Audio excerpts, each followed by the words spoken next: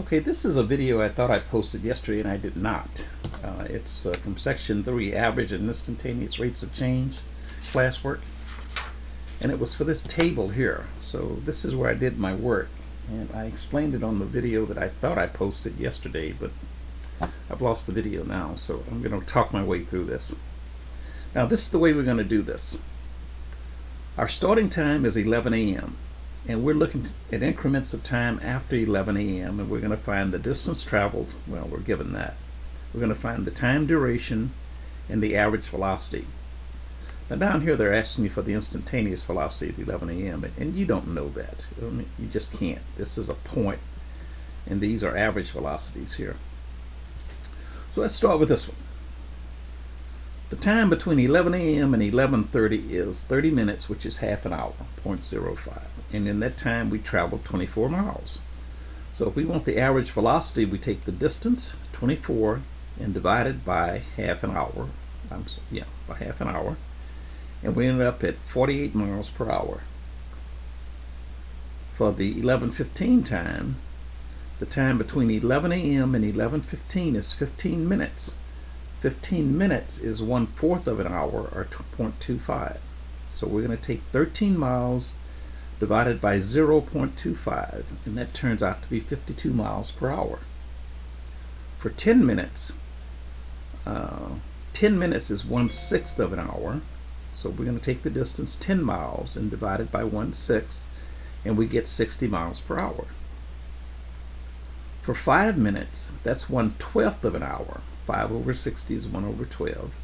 We traveled 5.5 miles in 1/12 of an hour, so we take 5.5 and divide it by 1 over 12, and we get 66 miles per hour. Now notice, the unit has to be the same here, and it has to be in hours. They're telling us that here, but that's an easy thing to overlook if you don't read it closely. At 11:01, we started at 11. This is 1 minute later. 1 minute is 1/60th of an hour.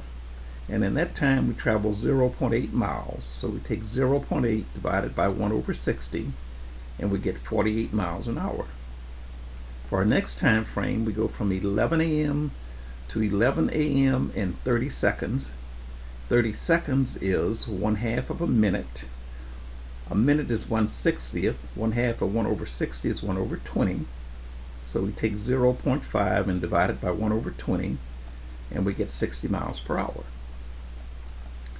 In this case here, we're going to travel 1 second. Now 1 second is 1/60th of a minute. A minute is 1/60th of an hour. So 1 over 60 times 1 over 60 gives us a time elapsed of 1 over 3,600 hours. So we're going to take 80 feet, but feet needs to be in miles, so we have to convert that. There are 5,280 feet in a mile, so we take 80 feet divided by 5,280 feet, and that tells us how many miles we got.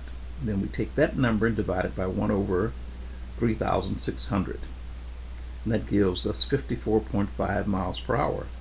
Now all of these in red here are average velocities. None of them are instantaneous velocities. Now if we want to approximate, well, let's do the last one here.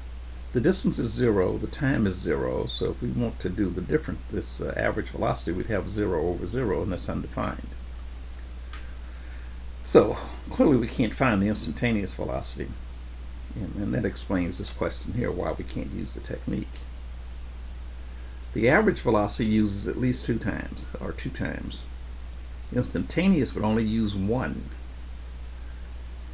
Now at 11 o'clock, as that time after 11 becomes smaller,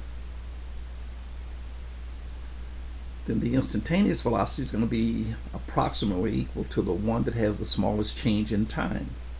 Well, this change here is only 1 second, and that's the smallest we have up here. So our approximation of the instantaneous velocity is going to be 54.5 miles per hour.